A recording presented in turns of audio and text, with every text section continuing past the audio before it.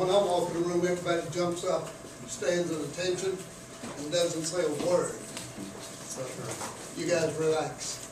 All right. Good morning, everyone. This is General Joe Hudson, Command Sergeant Major Ed McGowan. The General served in the U.S. Army long enough to retire. I served in the Army for 14 years, and during Vietnam got out and went back 10 years later and joined the Air Force. And after 10 years and 11 months in the Air Force, I retired. So I have joint experience, which is a little bit of an advantage over the General, but he's got more rank, but we consider our positions about equal. Absolutely. So any questions? The General's going to start, and whatever you folks want, whatever we can do for, as a teacher wants you to hear from us, we will do that, okay? And there's no bar on questions, just keep them clean and above the belt, okay? When we get to the question and answer period. So anyhow, thank you. I've stolen his thunder. General Joe Hudson. I'm used to that. The frickin' fraction. Is there anything you would like to say? The floor is yours. We have a water view, and I did print out the questions so you can see them too. First of all, it's great to be here with you guys, and I'm going to tell you, it's been many years since I've been in classrooms, okay? So I know you're not used to talking to adults. I'm not used to talking to young people on an average. I know a young person to me is somewhere about 19, 20 years old. So this is, you guys are right on that verge of getting there, getting up to military age. But one of my jobs in the Army that I used to enjoy so much was that of an Army recruiter. And I look around the room, every one of you guys would have been a prospect. I can see your bright eyes, and I bet you everybody in here is smart, right? Yeah. Just the kind of people the military needs today. But that's not what I'm here for. I thought what I would do is talk to you guys a little bit about my life experiences, tell you where I'm from, what I've done during my lifetime, and try to put some things in perspective as to where we were in comparison to where you are now, and then think about where you will be 50 years from now.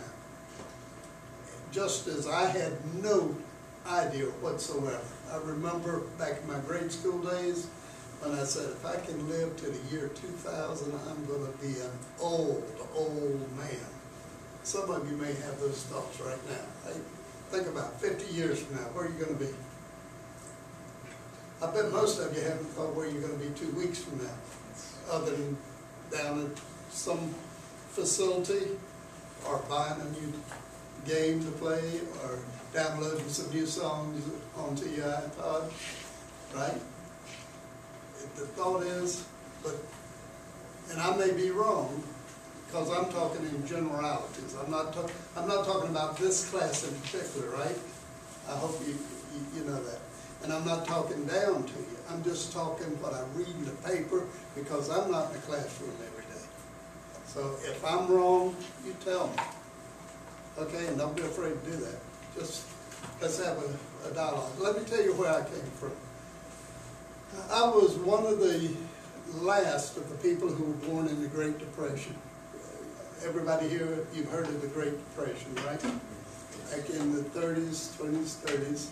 And you know from history what a tough time that was. Well, I was one of those kids who had the misfortune to have been born with only one parent. My dad died before I was born. And he died in January. I was born in August. My mother, who was illiterate, could not read a single word, living on the farm. My father made a fairly good living, but my mother stayed home and had babies. And when my father died, there was no way for her to support a family except to sell our property, our land. She sold land $1 an acre. Now visualize going out and buying an acre of land today for $1. And that's right here in South Carolina, down in Colleton County, near Walterboro, between Walterboro and Charleston. At one time, our family had 17 plantations. But by the time I came along, we were dirt poor. In other words, we had a lot of dirt, but we had no money coming out of the Depression. So I was fortunate enough, when I was 2 years old, to come up here to Columbia, South Carolina, and I spent from 2 years old until I was 9 years old in an orphanage. The wonderful thing about that orphanage was the fact that they taught us how to think. They taught us how to work, and they taught us how to be self-sufficient. That's the words, if there's any two words I want you guys to understand, is self-sufficiency.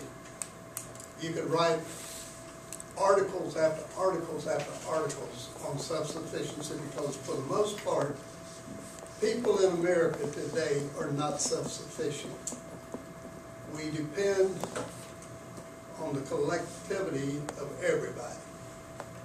For example, in the city of Columbia, if any major event happened, you'd have about 3 days worth of food.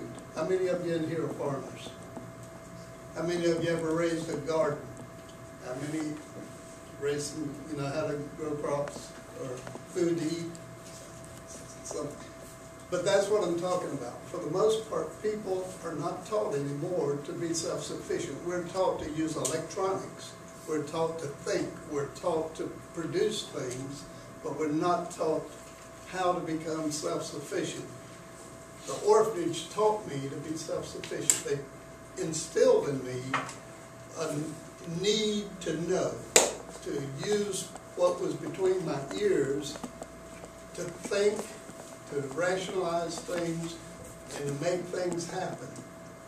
Nobody was going to hand me anything. If I was going to have something, I had to work for it. Now, trying to put all of this in perspective, this was at a time that this country was at war. We were at war, World War II. All of you know about World War II. You've probably seen the movie Band of Brothers and other World War II movies. Well, when I was in the orphanage, we had soldiers that would come and they pulled guard duty in our rooms, actually, and outdoors. You couldn't lift the curtains at nighttime because there were blackouts. We had Jimmy Doolittle. Everybody heard Jimmy Doolittle? His organization flew the first bombing raid off of aircraft carriers in World War II to hit Japan. They formed up at the Columbia Airport out here. That's why they established themselves. And as a kid, I used to watch them fly around the air up here. But the main thing that the orphanage did is it was a self-supporting orphanage. There was we didn't have money coming in, so we had a farm. At the age of 6 years old, we started working on the farm. The girls did all the canning and all the laundry and all the cleaning. The boys did all the work on the farm. So we had a dairy farm, we had a chicken farm, we had a pig farm, and we had vegetables, we had hay and all of those kind of things. So we learned how to take care of ourselves. And that was the way that we grew up. The beautiful thing about it is that we didn't have computers. So I had a real plus in life. At 14 years old, nobody knew exactly how old I was, so I joined the National Guard. At 15, I joined the Army. I started jumping out of airplanes when I was 15 and a half years old. And I was making a whopping $68 a month. That was a lot of money to me. So